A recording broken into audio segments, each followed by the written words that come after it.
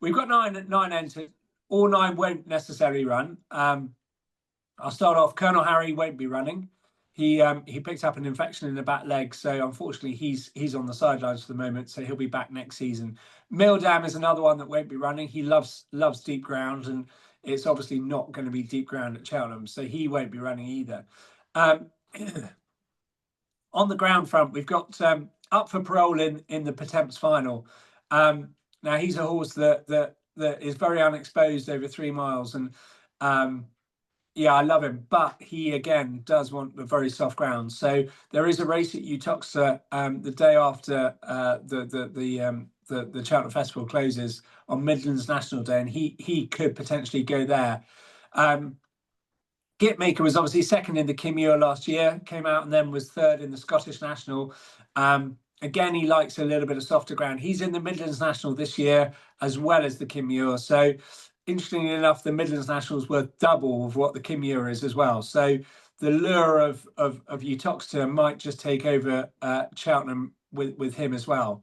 So we're whittling them down a wee bit now, and we're coming down to the ones that we are going to run, and I think they're all going to win. Well, that's great to hear. I mean, that's very, very exciting. Is there, I suppose, would there be a priority list though, just to kind of, whet our appetites a little bit? Yeah, so we'll start with Grove Chacha. You asked me to do it in an order, and I'm probably doing it in a completely wrong order, so apologies. But we'll start with Grove Chacha. She's in the mare's novice. She's won 5 of her 6 career starts to date, culminating in winning a Grade 2 at Sandown last time out. It's a Grade 2 that we won with You Wear It Well a couple of years ago, and You Wear It Well came out and won at the Cheltenham Festival after that. So it's a route that we proved can be successful, and we're going to try and follow it with Grove Chacha, who she's in the form of her life. She looks great. She scored brilliantly on Wednesday in front of her owners and scoped well this morning. So she's very much on target for that, and hopefully she can go well. She's a big price. She's 33 to 1, I think, in places. The only time she got beaten was down at Taunton by Jubilee Alpha of Paul Nichols's. Tight track Taunton, good ground. We just got done for a little bit of speed that day. I think the new course will suit her better, more of a stamina test. And Jubilee Alpha, I think, is about 7-8 to 1. We're about 33 to 1, and I think that price difference is probably a little bit extortionate. And hopefully she can get close, if not turn the tables with Jubilee Alpha, and hopefully some of the Irish horses. But yeah, hopefully she can follow in You Wear It Well's footsteps. Super Survivor is a horse I think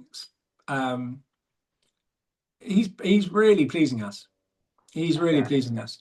He started second favourite in the Welsh National last year, got lost in the bog, took us a year to get him back, but he's in the form of his life. He's won his last 2, likes a little bit of better ground, and he's hurdling really proficiently. So the stamina test at Cheltenham should suit him well, and he can go well in the Pertemps. Then Garlaw, he's an interesting one. Good old favourite, Garlaw, of course. Yeah, so obviously winner of the Paddy Power a couple of years ago, finished second in it this year, likes good ground. So he's coming into the weather's hopefully going to play ball for him. He's in 3 races. He's in the Ultima, the Ryanair, and slightly left field approach. He's in the Stairs Hurdle. The obvious route would be obviously the Ultima. We've run in the Ryanair a couple of times, both on soft ground. It hasn't worked, but we've only been beaten 10 lengths on both occasions. I think that's probably the least favourite of our options at the moment, and the Stairs Hurdle could be an interesting avenue. We're yet to 100% confirm which way we go, but that could be an interesting move.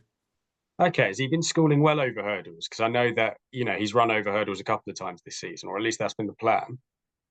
Yeah, we've only ever run him twice over hurdles in his career. We went 4-year-old chasing very early on. The 2 times we've run him over hurdles, one was in a juvenile hurdle at Stratford on very soft ground, which didn't work.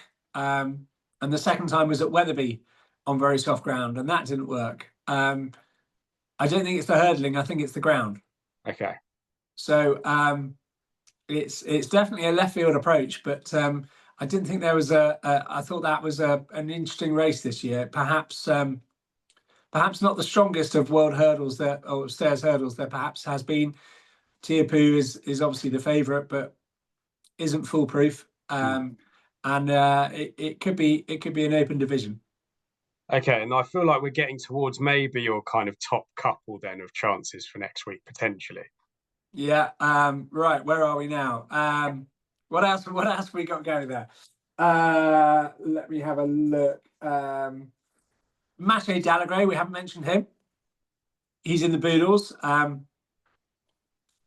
He won first time out at Weatherby. Was second in the Grade 2 finale down at Chepstow. We couldn't see much in the fog that day, but he was second to a horse called Nietzsche Has, who has gone off to stud. French horse. He's rated about 148 or something.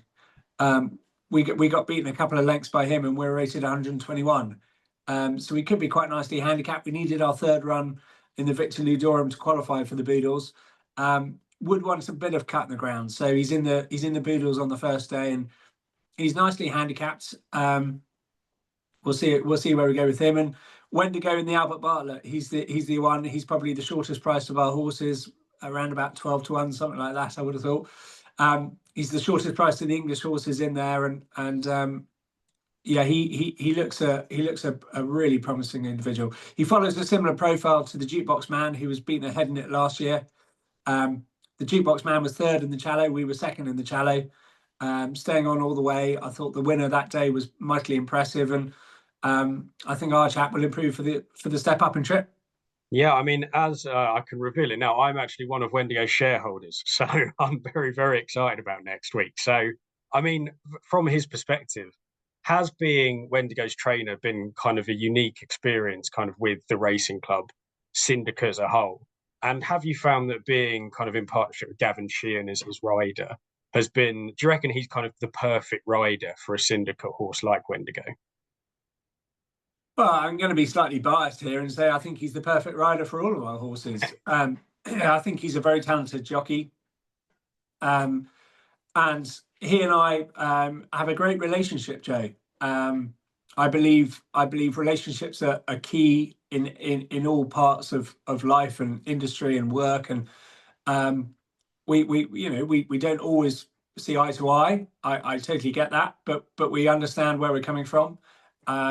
We thrash out our differences behind closed doors, and we come up with the goods more often than not on the racetrack. And I think he's a very talented jockey, and yeah, he's really, I suppose our careers have progressed together.